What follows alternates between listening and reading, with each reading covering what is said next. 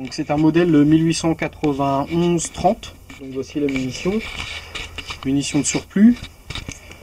Plus. Acheté 270 € donc avec notre gentil caméraman. C'est un très beau modèle en bois. C'est les marquages. Voilà, avec donc il y a tous les marquages. Donc pour le prix, c'est vrai qu'elle est pas chère parce qu'on a des marquages, donc tous les numéros de série qui concordent, que ce soit la culasse, le canon. Ouais, les points. Voilà, c'est. Peut-être me parler de la munition. Ouais, donc alors c'est une munition de surplus 7,62-54R. Donc acheté par des caisses de surplus en fin de compte, hein, 440 cartouches dans une caisse. Donc là il y a eu un achat de 2 caisses, 880 cartouches pour 294 €. Voilà, donc c'est une munition non corrosive. Donc il demande que très peu d'entretien au niveau de l'arme. L'entretien c'est assez... Ouais. C'est assez simple, on n'a pas besoin de vraiment d'insister sur le nettoyage. Hop.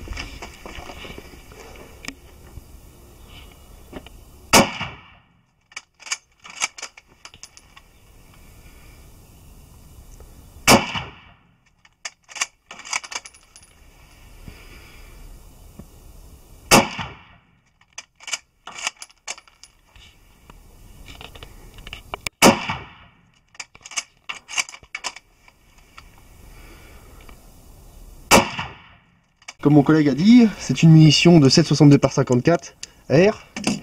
Bon, c'est un calibre très peu répandu en France, utilisé que dans à peu près 3 à 4 armes. Allez, Mosin Nagant, SVT 40 et Dragunov. Là, j'ai pris des amorces non corrosifs, parce que le problème des amorces corrosives, bon, ça coûte beaucoup moins cher. Bon, c'est vrai que je vais peut-être les essayer un jour. Mais après, bon, pour le nettoyage, nettoyage ici, après, il faut vraiment bien, faut quand même bien nettoyer. Là, faut vraiment mieux nettoyer que d'habitude. Bon, démontage, c'est vraiment rustique. Hein. Là, on a juste à enlever comme ça, voilà, en appuyant sur la gâchette. Tu appuies sur la gâchette, tu retires, c'est pas un problème. Hop, voilà. Hop. Après, tac. Pour nettoyer le magasin, c'est d'une simplicité extrême. Il y a juste à soulever. Il y a le clapet, mettre peut-être un petit coup de graisse de temps en temps, mais vraiment de temps en temps, pas tout le temps non plus, pour éviter que ça se grippe. Mais enfin, que ça fasse une pâte dégueulasse. Ouais, limite, je pense qu'il n'y a même pas besoin presque, tellement que c'est assez rustique. C'est une arme, sincèrement, c'est une arme. Bon, pour les débutants, je leur conseille d'abord de commencer au 22. Vous allez, si vous arrivez au stand, vous êtes dans un stand de tir, commencez pas de suite au Mosin Nagant. Vous commencez de suite au Mosin Nagant.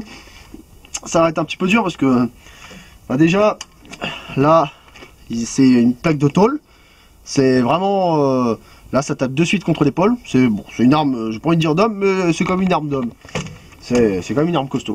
Bon, c'est un peu moins brut que le calibre 12, je ferai une vidéo sur le calibre 12, mais si vous voulez commencer, faites au 22. Bon, là on parle un peu de la Mosin, et là nous allons faire un petit test de tir. Je vais vous montrer quand même comment ça se passe. Par contre, attention, quand elle est chargée comme ici, il n'y a pas de sécurité comme sur les autres armes. Bon, éjecteur, sans problème. Ouais, le seul inconvénient, c'est que contrairement aux fusils de l'époque, comme le Carl 98 ou le MAS 36 ou le fusil suisse, le KG31, ben, sur cette arme, il n'y a pas du tout de sécurité. C'est vraiment une arme simple, très simple.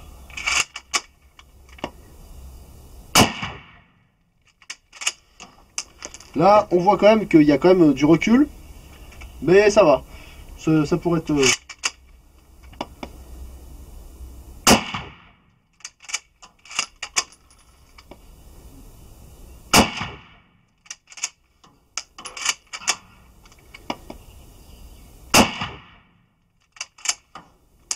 Alors, ah oui, j'ai allé oublier, le poids. Elle pèse 4 kg.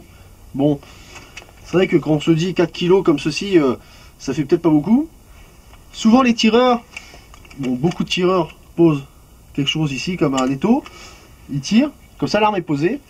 C'est plus facile. Bon, nous on fait comme ceci parce que nous on aime bien avoir un peu de difficulté, puis c'est plus amusant pour nous. Alors ici, on voit que j'ai mis dans le 9, 2 dans le 9, une dans le 7. Bon, pour l'instant, sur les 5, il y en a 1, 2, 3 dans le noir, 4 et 5. Et bon, je suis dans la cible. Celui dans la cible, c'est pas trop mal. Bon, après, ça demande, c'est une question, il faut s'entraîner, c'est tout simple, il faut s'entraîner. Ouais, je vais l'agresser dans pas longtemps. Un peu nettoyé. Ouais.